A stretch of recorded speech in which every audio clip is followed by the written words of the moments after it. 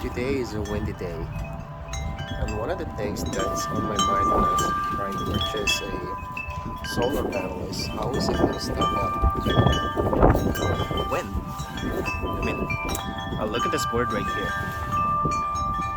It's just a wreck. I got all those stones to weigh down, and it was still toppled by the wind. So, how is this thing gonna hold up? Well, good news is that it's been like this for about an hour or so, and it's still standing.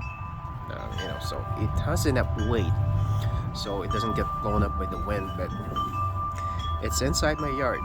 But then again, as you can see here, see how much wind that is, and then you can hear the chime at the back.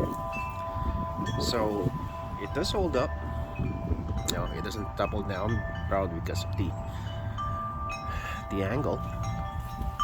And that's about it. So as you can see, I have here an extension.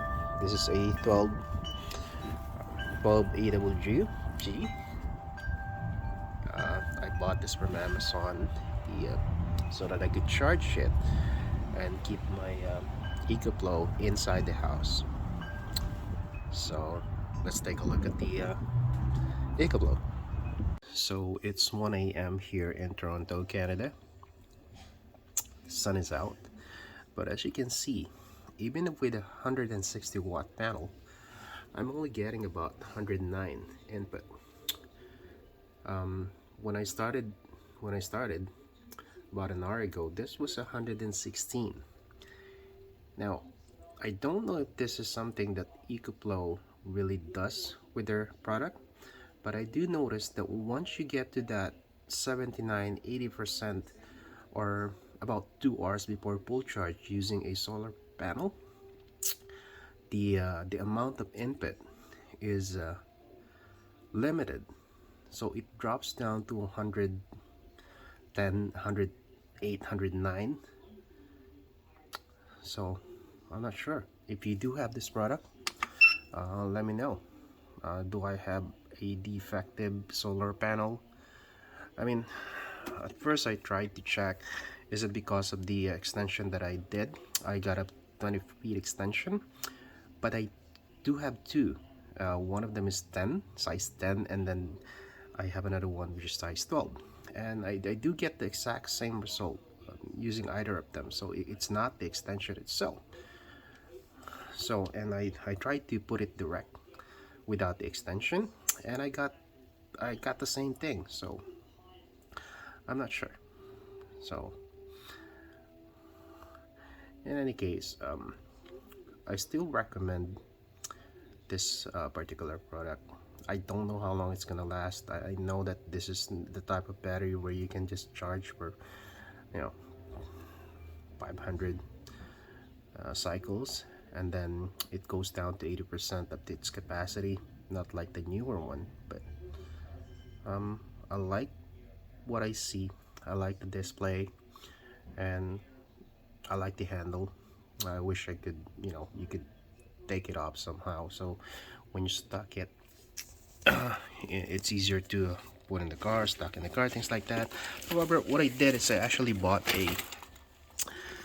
this, so a carrying case. This is actually for Jackery 500.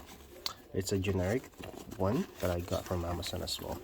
It does work, because even the cables and everything, I get to be I'm able to put everything in here and some extra, so I don't lose any of those and I don't forget them. Anyway, this is just my continuing videos about having this EcoFlow. If you have, if you want, there's another video that I did for those who like to eat rice. It's a video where I actually cook rice on a rice cooker. Too much rice on those, but I love rice. Rice is life. So, and it does work. So now I'm about 2 hours in here. I started charging it while it was in 61%. 2 hours into it, it's already in 80%, and it's telling me that I have another 2 hours before I could. Oh, the recharging time. That's like the recharging time. So it says I still have 2 hours at 108 input. But from my experience, it doesn't change. It keeps at 108. It doesn't really matter how high the sun is, how much sun is hitting the solar panel. So again, if you have 160 watts EcoFlow, let me know if that's normal or should I return this. I tried the 110. Pretty much I got the same result. It's actually worse. Probably about, I get about 60% from that 110. So I returned it. I got the 160.